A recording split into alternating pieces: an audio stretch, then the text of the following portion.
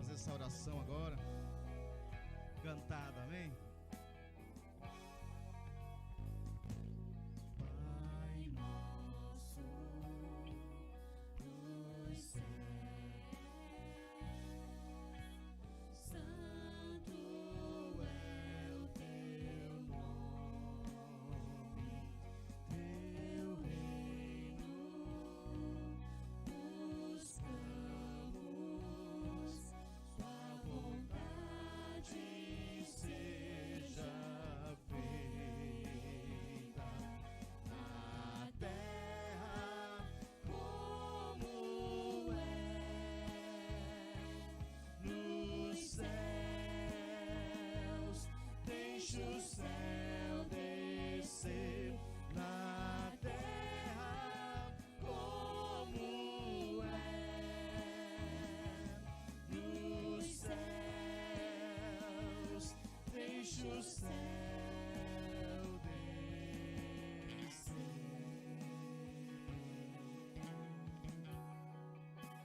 Deixa o céu descer, Senhor, sobre nossa casa, Pai. Deixa o céu descer sobre cada vida que aqui está, Senhor. Deixa o céu descer, Senhor, sobre nossos internautas. Deixa o céu descer, Pai, aleluia. Te adoramos, Jesus. Vamos declarar mais uma vez, Pai nosso. Pai nosso nos céus, santo é o teu nome, teu reino buscamos, tua vontade seja feita. Onde? Na terra como é nos céus. Deixa o céu descer na terra como é nos céus. Deixa o céu descer.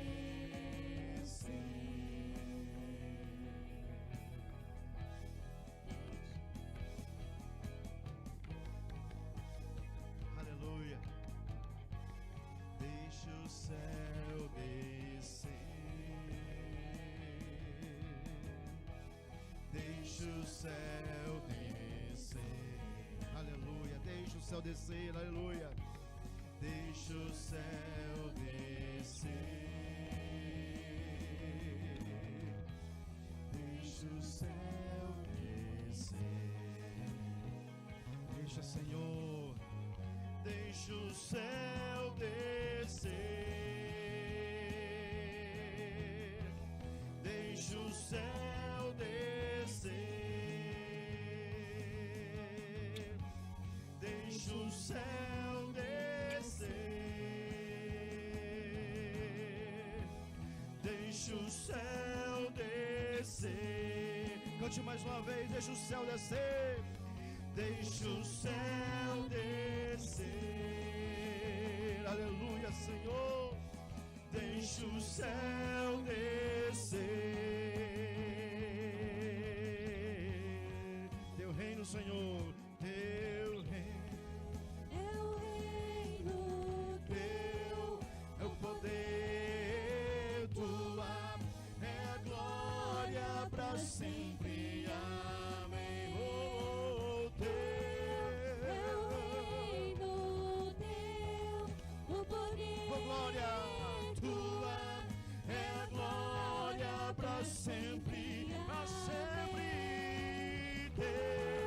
é o reino teu, o poder E tua é a glória para para sempre. Amém.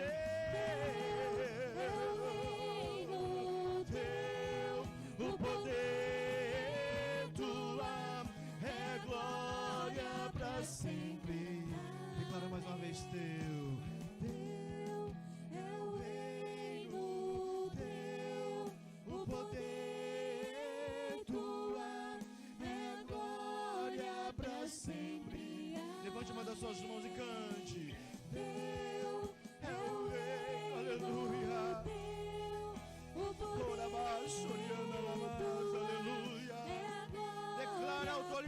te declaro o poderio do Senhor nessa noite. Teu é o reino, teu. Sim, tua É a glória pra sempre. pra sempre. Teu é o reino, teu. O poder tua é a glória Pra sempre. Tributa Ele nessa noite. Teu é o reino, teu. O poder tua é glória pra sempre. Novamente. Teu é o reino, teu. Obrigado, Jesus. Obrigado, Senhor. O Senhor tem distribuído da sua glória, da sua graça sobre tua casa, sobre sua vida. Deus tem distribuído desta graça poderosa sobre todos nós. Aleluia. Oh, teu é o reino teu, o poder tua é a glória pra sempre. Amém. Sim, teu é o reino teu, o poder tua é a glória pra sempre. Amém. Teu é o reino teu, o poder tua é a glória pra sempre. Amém. Oh, teu é o reino teu, oh, tua é a glória pra sempre. Amém. Você pode aplaudir o Senhor nesta noite. Aplaude bem forte o nome do Senhor. Dele é o poder, é o reino, a glória para sempre.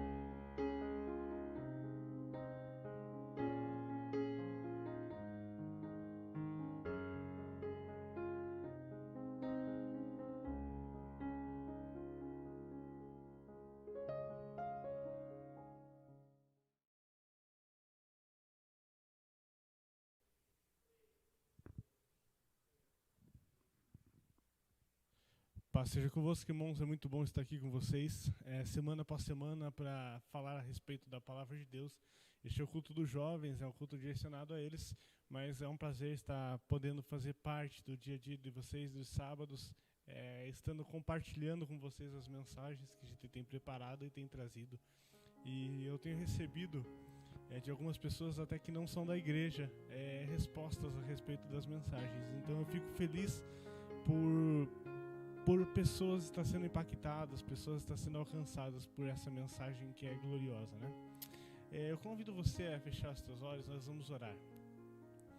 Pai, muito obrigado, Deus, por tudo que o Senhor tem feito, Senhor. Nós te agradecemos, Senhor amado, pela tua graça, pela tua misericórdia.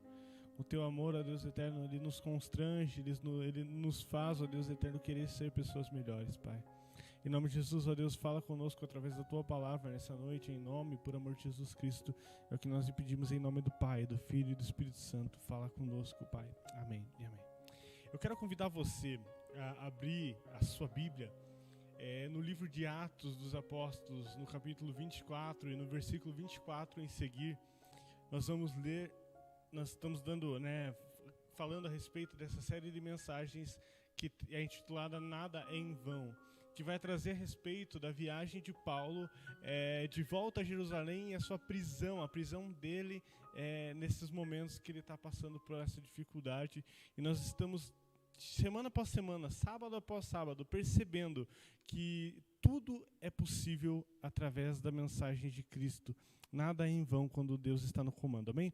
Abra sua palavra, abra sua Bíblia em Atos 24, que diz o seguinte: passados alguns dias, vindo Félix com Drúcila, sua mulher, que era judia, mandou chamar Paulo e passou a ouvi-lo a respeito da fé em Cristo Jesus. Versículo 25. Dissertando ele acerca da justiça, do domínio próprio e do juízo vindouro, ficou Félix amedrontado e disse: Por que agora podes retirar-te, e quando eu tiver vaga, chamar-te-ei. Versículo 26. Esperando também ao mesmo tempo que Paulo lhe desse dinheiro, pelo que chamando-o mais, frequentemente conversava com ele. 2 anos mais tarde, Félix teve por sucessor Pórcio Festo, e querendo Félix assegurar o apoio dos judeus, manteve Paulo encarcerado. Nós estamos diante dessa série de mensagens que tem falado a respeito da natureza divina e dos propósitos dessa natureza com relação a nós, seres humanos. Eu falei no primeiro vídeo e eu recapitulo aqui para você que não viu a mensagem. Você pode ver, você é convidado a ver. No final do vídeo vai estar um link para você seguir essa playlist. Você vai poder ver que no primeiro vídeo nós falamos a respeito da vontade do Senhor, que nem sempre aos nossos olhos ela é boa, perfeita e agradável, sendo aos olhos do Senhor sempre assim, sempre boa, perfeita e agradável. Nós estamos decorrendo a respeito disso e vendo que quando Cristo chamou Paulo foi confrontado, Paulo foi chamado a viver um cristianismo sólido, um cristianismo verdadeiro. Nesse texto que nós estamos lendo aqui, no capítulo 24, no versículo 24, ele está tratando Paulo já está encarcerado. No capítulo, na mensagem passada, nós falamos a respeito da prisão de Paulo em si, né? Paulo foi preso ali pelos judeus, e estava explicando aquilo que ele estava fazendo, a sua conversão, explicando tudo o que aconteceu com ele durante essa conversão. Então Paulo, ele estava nesse momento já preso. Eu falei semana passada com relação a ele dizer aos judeus e falar aos judeus com relação à sua vida, com relação a ele mesmo ser judeu, né? Explicando o seu passado, explicando a sua salvação lá no caminho de Damasco. Nesse momento, Paulo, ele já está preso e os judeus, eles estão indo ao juiz daquela região que era comandada por Félix, que era comandada pelo romano, né, por esse romano, porque estava sob domínio romano. Então eles estavam apresentando a Félix a acusação formal de que Paulo havia sido as acusações formais com relação à prisão dele e por que ele deveria ser preso. Só para você situar com relação ao que estava acontecendo naquele período, nós estamos no período pós-Cristo, né? Depois de Cristo, quando Jesus já morreu e subiu aos céus. Então, o domínio romano está imperando nesse momento. Nós temos uma situação que é o seguinte: Roma, ela faz cativa Jerusalém, ela faz cativa Israel, e então o povo de Israel começa a viver aí um período que ele vai viver sem terra até os dias mais vindouros, até os dias mais atuais. Isso vai acontecer até 1947, quando é estabelecido o Estado de Israel. Então, desde esse período em que Roma está governando em Israel, o povo de Israel já está literalmente sem um país, porque está sob domínio romano. Então, eles têm que reportar tudo o que acontece, tudo o que ocorre, eles têm que reportar a alguém que é um romano mais graduado na região, que no caso era Félix. Então, eles vão apresentar o discurso, vão apresentar a acusação formal com relação àquilo que Paulo havia feito, as coisas que Paulo havia feito. Então eles chegam diante de Félix, e se você pegar nos capítulos nos primeiros versículos desse capítulo, você vai perceber que que eles estão literalmente bajulando Félix para que Paulo seja preso. E o porquê isso ocorre? Isso vai ocorrer porque Félix é uma pessoa extremamente corrupta. Félix, ele é extremamente corrupto, ele recebe dinheiro para julgar pessoas.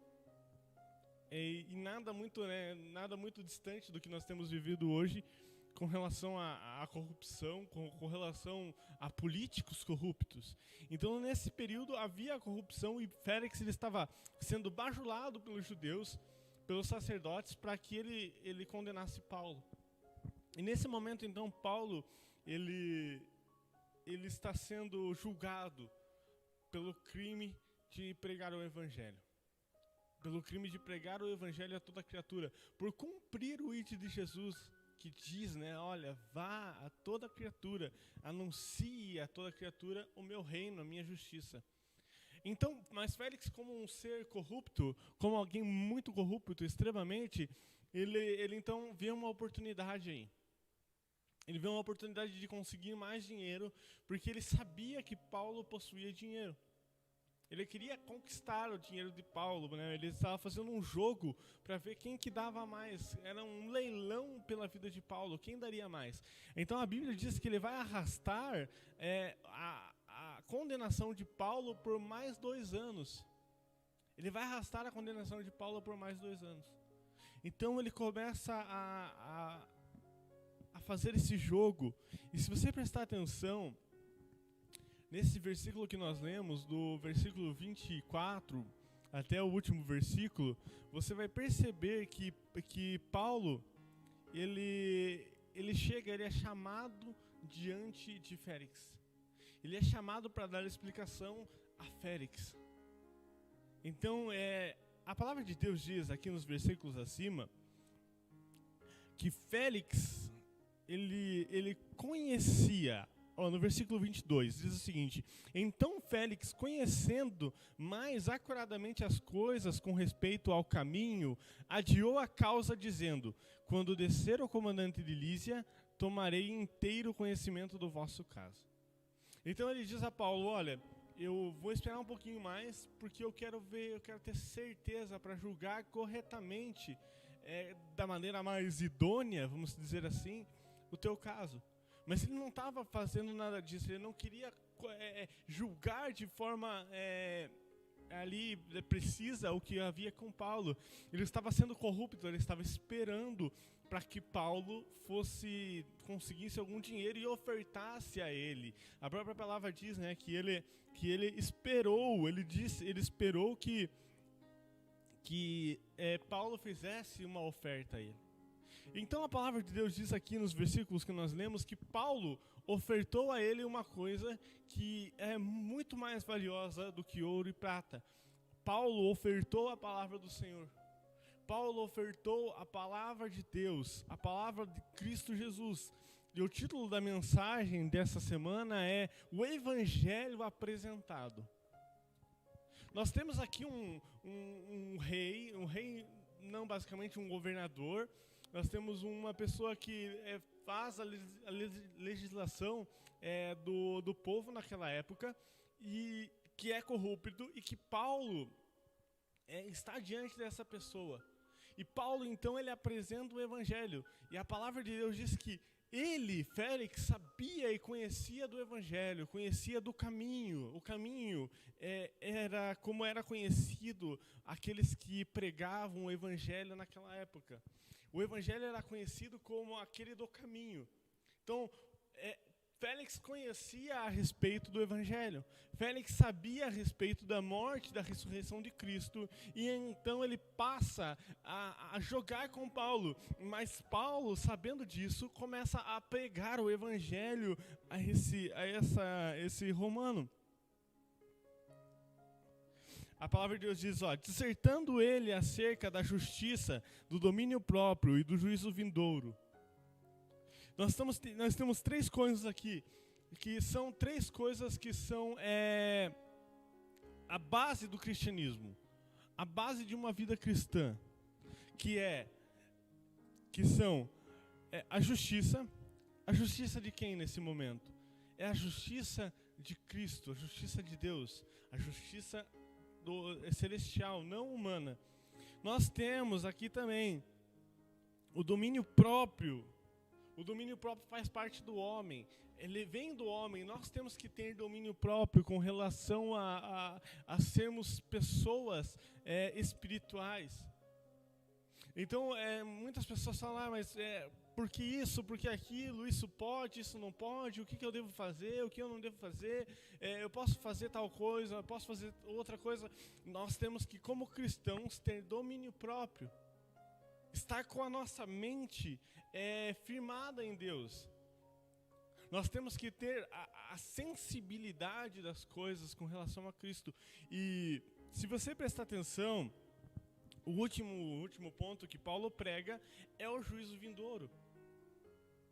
Essa semana eu estava ouvindo na realidade um sermão dos precursores do pentecostalismo, que falava a respeito da ira de Deus e de como essa ira se vem sobre nós. Porque quando nós falamos de ira, a ira divina ou a ira vindoura, o juízo vindouro, a impressão que nós temos é de um Deus completamente irado a ponto de matar aqueles que não seguirem o seu evangelho, aqueles que não seguirem a Cristo Jesus, que não aceitarem a salvação. Se nós olharmos para esses momentos, se nós olharmos para pregações como esta, nós vamos ver isto. O título da mensagem era, o pecador nas mãos de um Deus irado. E o que é ira? O que é a ira vindoura de Cristo? O que é o juízo vindouro de Cristo? O juízo de Cristo não é como o juízo de Félix, baseado no seu interesse, baseado no interesse pessoal para julgar outra pessoa. Não é como esse governante corrupto que queria barganhar com as pessoas para alcançar alguma coisa para benefício próprio. Mas sim, é um juízo baseado nos nossos feitos, nos nossos atos. Quando Cristo voltar, você não vai poder dizer para Ele que Ele foi injusto. Eu não posso dizer para Ele que Ele foi injusto, porque Ele vai me julgar, Ele vai fazer juízo sobre as coisas que eu fiz, sobre as coisas que estão diante dEle. E a palavra de Deus diz que tudo está diante dos teus olhos, dos olhos do Senhor. Então Deus ele não vai julgar baseado em uma lei que eu posso modificar. Deus não vai mudar, Deus não vai me julgar baseado numa lei que ela permite interpretações, que ela permite escapes, que ela permite fugas, que ela permite penduricalhos. Não, Ele não vai me julgar por essa lei. Ele vai me julgar pelos meus atos, pelo aquilo que eu fiz. Tanto que Cristo, quando veio ao mundo, quando Ele foi indagado a respeito dos mandamentos, os discípulos pediram, dá-me um novo mandamento. E Ele diz, olha, amai uns aos outros e a Deus sobre todas as coisas. O mandamento de Cristo é o amor, e o amor ele não está baseado numa escritura, mas está baseado no sentir, do ser próximo. E a minha esposa, ela estava essa semana falando a respeito de uma pregação que ela ouviu a respeito justamente do coexistir, de estar com outras pessoas, estar com pessoas até que eu não gosto ou que sabem que me feriram.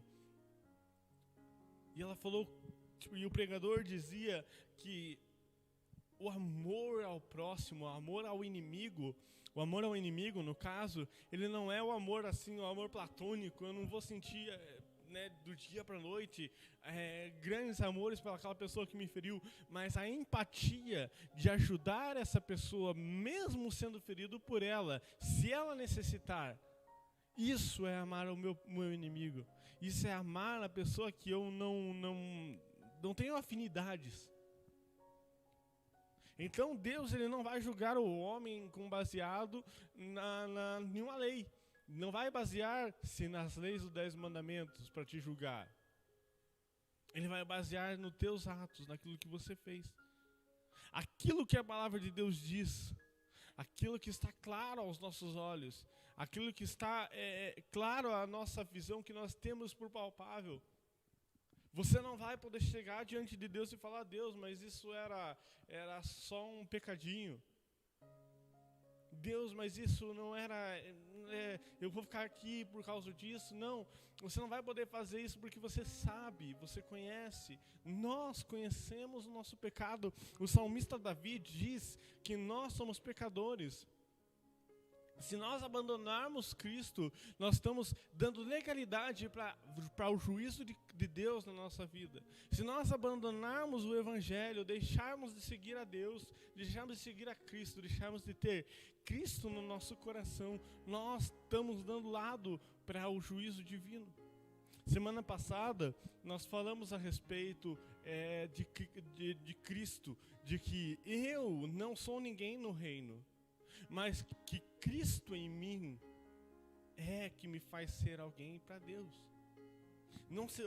O Evangelho, ele não se trata de o que eu vou fazer, do que eu posso fazer, ou do que eu devo seguir ou fazer, mas se trata de quem Cristo é em mim, porque Cristo é em você, Cristo dentro de mim e dentro de você é que nos vai mudar, é que nos vai fazer transformados, nos vai fazer novas criaturas.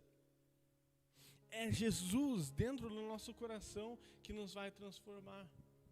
Não adianta nós pegarmos aqui e falarmos: olha, você não pode fazer assim, você tem que fazer assado, você tem que fazer dessa forma, você tem que fazer daquela forma, você não pode fazer isso, você não pode fazer aquilo. Não adianta nada disso se dentro do teu coração Cristo não está modificando o teu interior. Ele sabe e Ele conhece o meu e o teu interior. Ele sabe qual é o ponto mais pecaminoso da minha vida. Ele conhece-me ao ponto de saber todos os momentos do meu dia a dia. Ele sabe aonde eu sou fraco espiritualmente e aonde eu sou forte espiritualmente. Ele sabe aonde eu tenho que cuidar e aonde eu já posso dar um pouco mais relaxado. Ele sabe. Muitas pessoas, e eu tenho visto muito isso, muitas pessoas perguntando: mas eu posso isso, posso aquilo, o que eu devo fazer? Cristo tem que modificar dentro do teu coração, porque senão não adianta nenhuma pessoa dizer: olha, você deve fazer isso, você deve fazer aquilo. Félix era uma pessoa corrupta. Era um líder corrupto. E Paulo, então, ele prega o Evangelho a Félix a ponto dele perceber aquilo que ele está fazendo. Porque justamente Paulo vai falar a respeito das coisas que Félix está praticando. Ou seja, o domínio próprio, a justiça e o juízo vindouro. Nós estamos diante de um líder que tinha o poder de soltar Paulo, que tinha o poder de deixar Paulo livre, mas que estava segurando Paulo para barganhar a liberdade dele, para barganhar, para receber em troca um benefício que não pertence a ele, mas pertence à verdade, pois só a verdade poderia libertar Paulo. Só a verdade, o juízo verdadeiro poderia libertar Paulo. Mas então esse juiz, ele então incorpora a justiça. Ele diz que ele é a justiça fazendo isso. Fazendo esses atos, ele diz que ele é a justiça. Então Paulo começa a pregar para ele, para Félix, falando a respeito do juízo, da justiça e do domínio próprio. Como eu falei no começo, os judeus eles estavam bajulando Félix, dizendo para eles aqui a respeito, aqui ó, versículo 1. 5 dias depois, desceu o sumo sacerdote Ananias com alguns dos anciões e com certo orador chamado Tértulo, os quais apresentaram ao governador contra Paulo. Sendo esse chamado, passou Tértulo a acusá-lo, dizendo: Excelentíssimo Félix, tendo nós, por teu intermédio, gozado da paz. Olha, preste bem atenção. Tendo nós, por teu intermédio, gozado da paz perene, e também por teu providente cuidado, se terem feito notáveis reformas e benefícios a este povo. Eles estavam colocando na conta de um corrupto, na conta de uma pessoa que não tinha nenhuma moral, coisas boas, coisas agradáveis. Eles estavam colocando na conta de um corrupto uma coisa que era dever dele fazer. E nós estamos falando do sumo sacerdote da igreja, nós estamos falando dos anciões da igreja contra Paulo. E a palavra diz que esse líder, ele conhecia, ele sabia, Félix conhecia sobre o caminho, ele ouviu falar do evangelho, então agora está sendo confrontado com o evangelho. Eu acredito que um evangelho que não confronta a mim e a você não é um evangelho de verdade. Não passa de uma falácia, não passa de uma mentira. Porque o evangelho, a palavra de Deus, ela vai confrontar com aquilo que nós temos por verdade, por prática, aquilo que nós temos por filosofia, conhecimento humano. Ele vai confrontar diariamente quando eu medito, quando nós meditamos na palavra do Senhor, ela tem que confrontar com os meus e com os teus atos. Deus, ele sempre vai tratar o homem de maneira horizontal. Ele nunca vai tratar o homem de maneira vertical. Todos nós estamos debaixo da mesma acusação, debaixo da mesma condenação, debaixo do pecado, debaixo da condenação eterna. Mas por amor a Cristo e porque Cristo venceu, nós temos vida eterna com Ele. Porque a palavra de Deus diz que porque Ele ressuscitou, nós temos vida nele. A Janaína, a minha esposa, ela estava falando hoje, à tarde, quando eu cheguei em casa.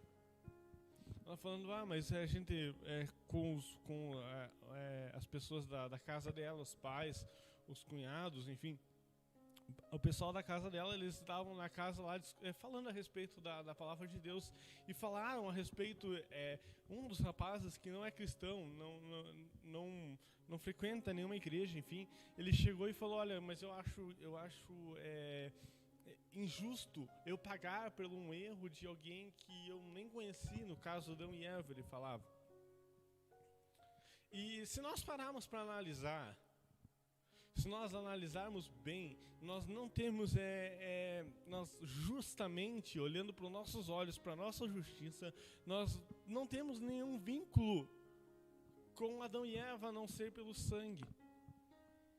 Então, por que eu padeço? Por que eu estou debaixo do pecado, sendo que quem pecou foi ele?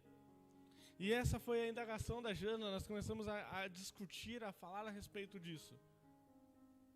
Por que eu estou debaixo do pecado, sendo que foram eles que pecaram? E então ali eu comecei a falar com ela e falei, olha, existe uma coisa chamada herança. Nós herdamos dos pais, dos primeiros pais, das pessoas, dos primeiros seres criados, de Adão e Eva, nós herdamos o pecado, porque eles pecaram, porque o sangue deles se corrompeu do pecado, nós herdamos através do sangue. E da mesma maneira que nós herdamos o pecado, nós herdamos também a salvação, porque Cristo morreu na cruz. Ou seja, eu não tenho vínculos com Cristo Jesus, eu não tenho como ser humano conhecimento de Cristo fisicamente, eu não tenho um álbum de fotos na minha casa que diga que eu estive com Ele, eu não conheci Ele, fazem mais de 2000 anos que Ele morreu, que Ele aqui esteve, que Ele mudou o mundo. mas ainda assim eu herdo do sangue de Cristo jorrado na cruz do Calvário, a salvação vindoura, a salvação eterna, porque Ele morreu e Ele ressuscitou ao terceiro dia, e porque Ele se fez maldito para que eu tivesse justiça.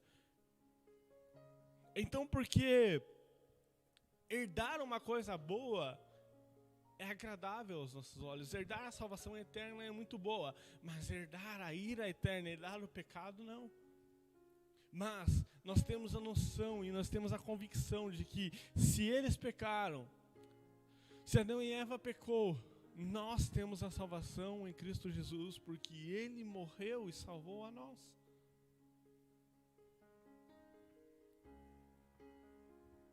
Ele quem morreu. Quando somos confrontados pela verdade bíblica, temos geralmente duas alternativas: fugir da verdade e buscar algo que está dentro da nossa visão ou dentro da nossa compreensão, que se torna um erro muito grande. Ou adequarmos as Escrituras e seguirmos uma vida com Deus.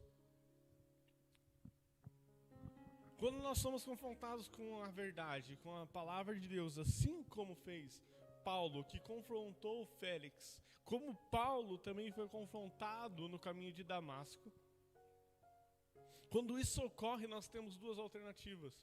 Ou eu busco um evangelho, ou eu busco uma palavra que me leva mais próximo daquilo que eu acredito, e eu quero moldar o evangelho à minha vontade, aquilo que eu acho por correto.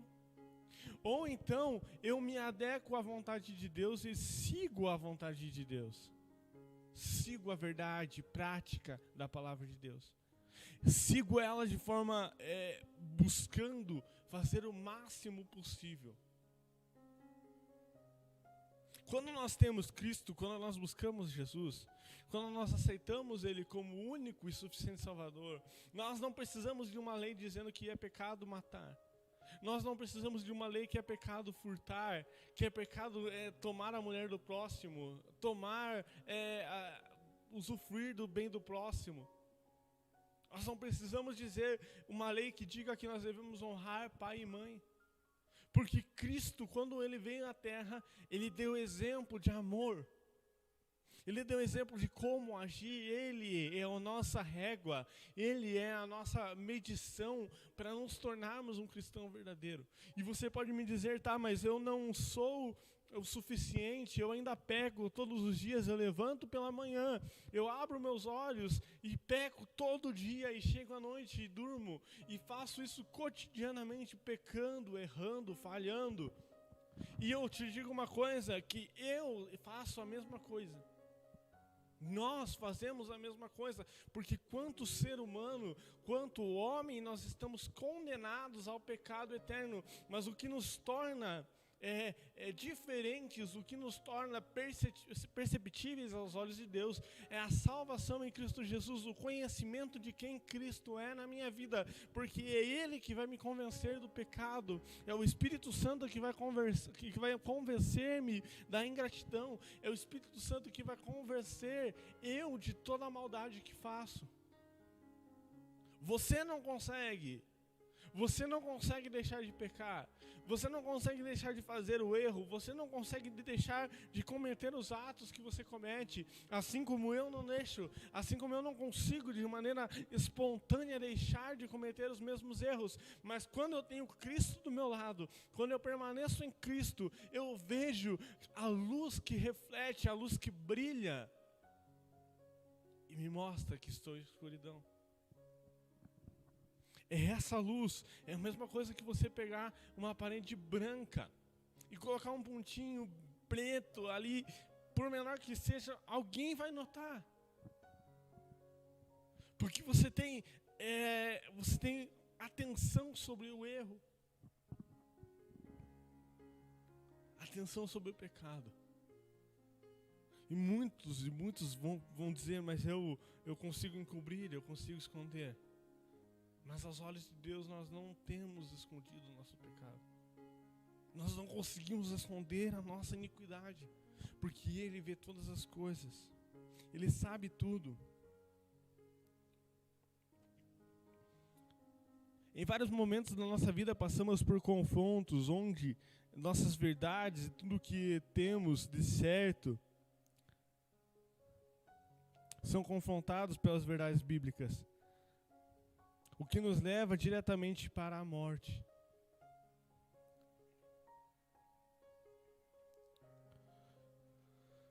Quando nós estamos diante de Deus, a nossa verdade é confrontada. Não adianta você me dizer que você crê nisso, que fulano de tal falou aquilo, que outra pessoa disse outra coisa. Não adianta, a palavra de Deus ela vai te confrontar. Queira dia sim ou dia não, ela vai te confrontar. Ela tem que te confrontar, ela tem que me confrontar, porque se isso não houver, o Espírito Santo não está trabalhando no meu e no seu coração.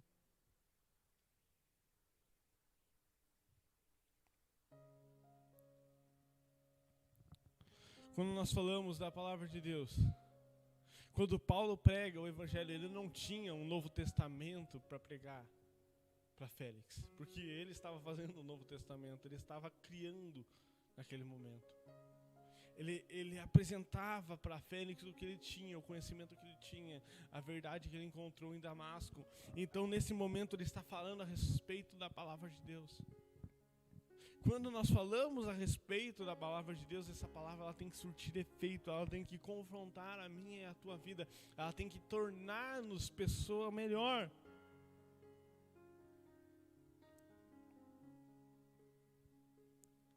Ela tem que tornar-nos pessoas melhores.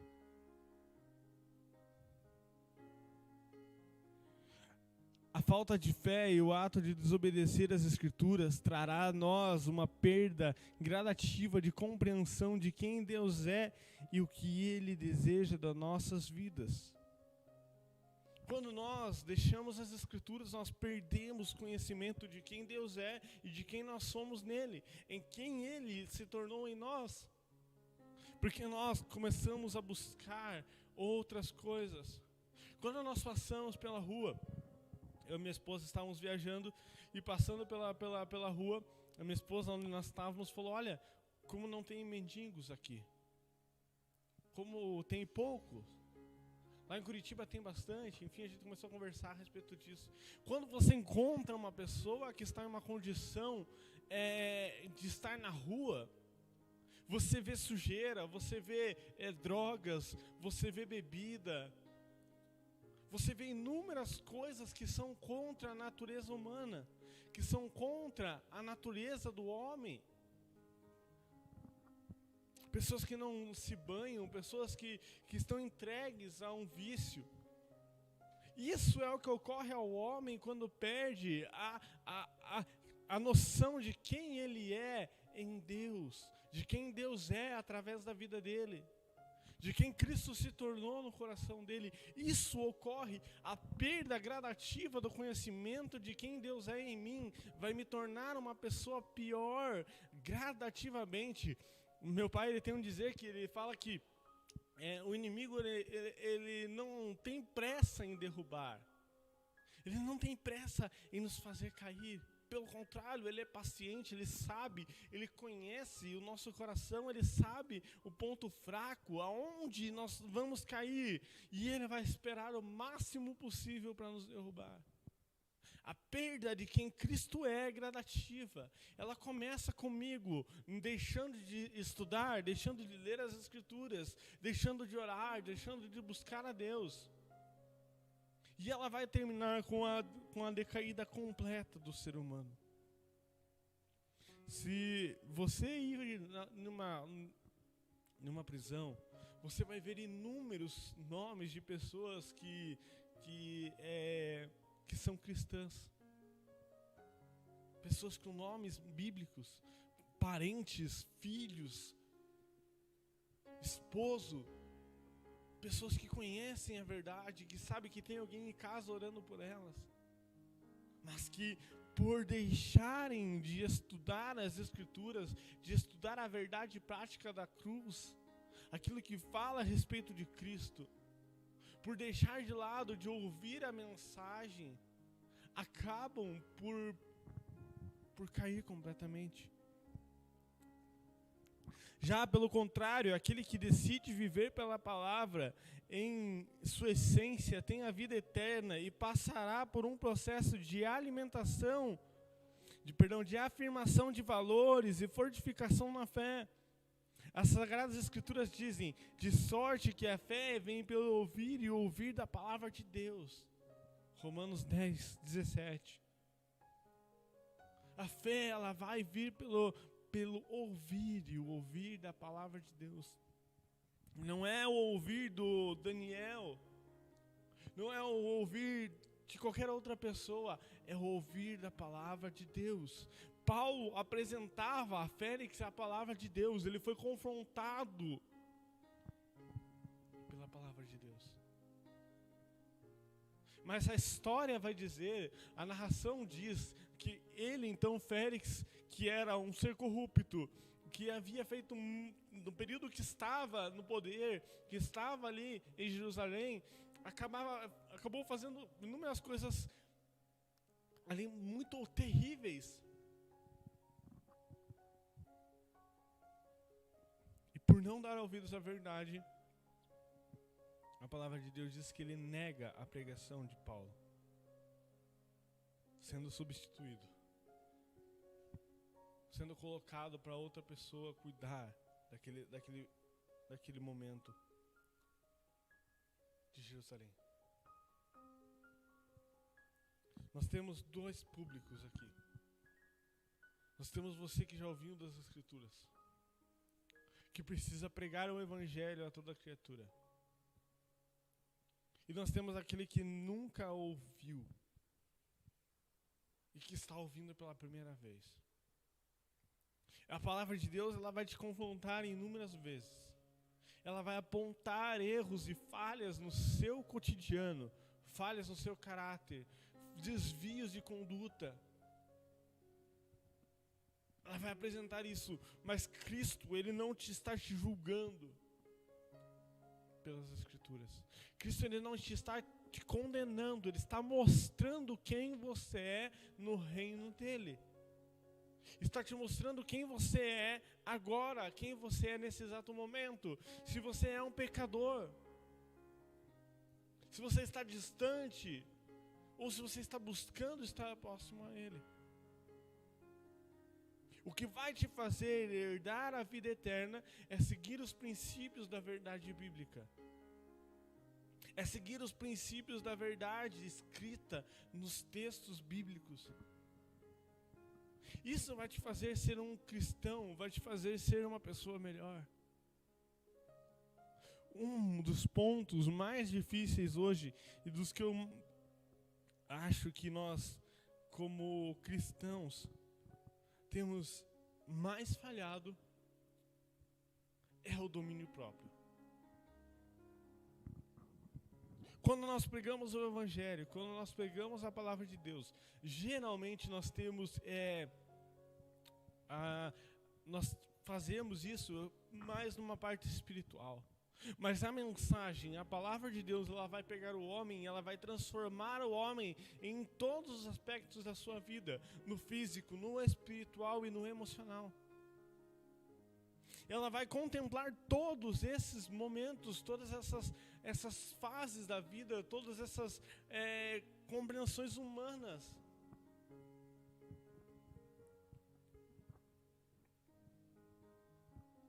Talvez hoje você esteja ouvindo a palavra de Deus e você esteja passando por um quadro de depressão. A palavra de Deus, ela é capaz de modificar este quadro, de transformar essa situação. Ela é capaz de modificar isso.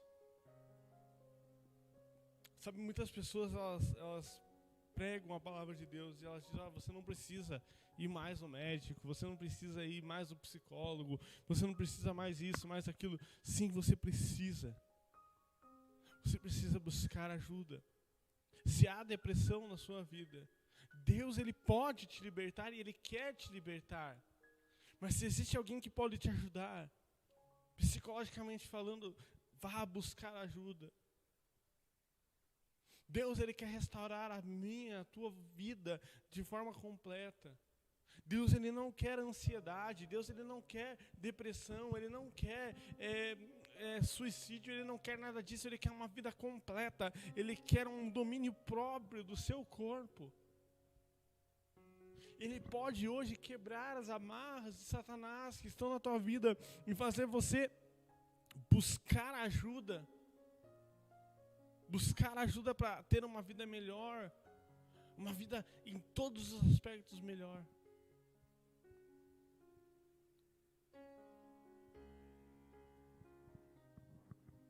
Se você hoje está sendo confrontado com a verdade bíblica, você tem dois caminhos, nós temos dois caminhos, eu e você. Seguir a Deus ou não seguir. O seguir a Deus é entregar a Ele a vida, entregar a Ele tudo que você tem. Em muitos momentos você vai ser confrontado pela tua falta de fé, pelas práticas que você faz. Mas quando você entrega a sua vida a Cristo, você percebe que Ele vai te moldar. Sabe, eu não sou uma pessoa perfeita. Você não é uma pessoa perfeita, mas dia após dia Cristo vai moldando. Cristo vai mudando você, vai alterando as coisas que você pensa, vai alterando o seu comportamento. Deixe Cristo te mudar. E se você é alguém que conhece a palavra de Deus, pregue a mudança. Pregue a mudança no interior, no coração. Pregue a mudança no exterior. Pregue a mudança de comportamento física, a mudança de comportamento mental. Pregue isso, porque é isso que a palavra de Deus ensina. Cristo hoje Ele está contigo. Nesses momentos de pandemia, nesses momentos que nós estamos vivendo com cultos online, eu sinto que a presença de Deus, ela tem alcançado as vidas que têm aberto o seu lar para receber da palavra dele. Cristo está com você, o Espírito Santo está com você. Eu não consigo palpar, eu não consigo te tocar, eu não consigo te abraçar, mas Ele pode tocar no seu coração. Assim como lá naquela prisão onde Paulo e Silas estavam pregando, cantando, e as cadeias rompem, e aquele guarda recebe a palavra de Deus. No momento difícil, assim você também pode receber. Agora no seu lar, você pode receber o Espírito Santo no teu coração.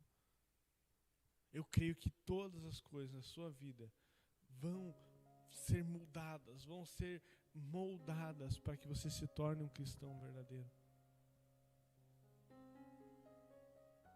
Para que você se torne alguém em Cristo. Para que você saiba quem você é nele. Quem Ele é em você. Feche teus olhos. Pai, o Teu Espírito Santo que não nos desampara, que nos consola desde o princípio da humanidade, Senhor. Desde o princípio, ó Deus eterno e Deus maravilhoso, aonde a Tua palavra diz que o Senhor rondava o mundo e Ele era sem forma e vazio. Deus, o mesmo Espírito que foi derramado sobre os profetas, o mesmo Espírito que foi derramado, Senhor querido, Deus maravilhoso, no salmista, que foi, ó Deus eterno, entregue por Cristo Jesus, ó Deus amado, após a sua morte e ressurreição. Este mesmo Espírito está conosco, Senhor. A Tua palavra diz que o Senhor não nos desamparou, que o Senhor não nos abandonou, que o Senhor não nos deixaria órfãos, mas estaria conosco até o fim dos séculos, Pai. Deus, assim como Paulo pregou, Deus eterno, a Tua palavra, confrontando, Deus maravilhoso, um pecador, que nós como cristãos possamos também pregar a Tua verdade, pregar o Evangelho de Cristo Jesus. Deus, em nome de Jesus, Pai, derrama o Teu poder e a Tua graça sobre a minha vida, sobre a vida dos meus irmãos. Pai, que o Evangelho de Deus venha nos confrontar dia após dia. Que o Senhor, ó Deus eterno e Deus maravilhoso, possa, Deus, mudar o nosso coração, Pai.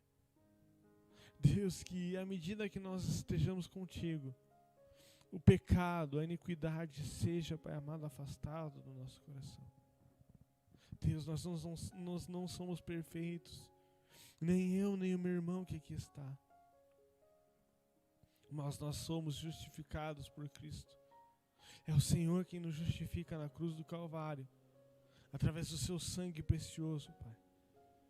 Em nome de Jesus, ó Deus amado, cura hoje, Deus maravilhoso, a vida dessa pessoa que está em depressão, que está com ansiedade, Pai.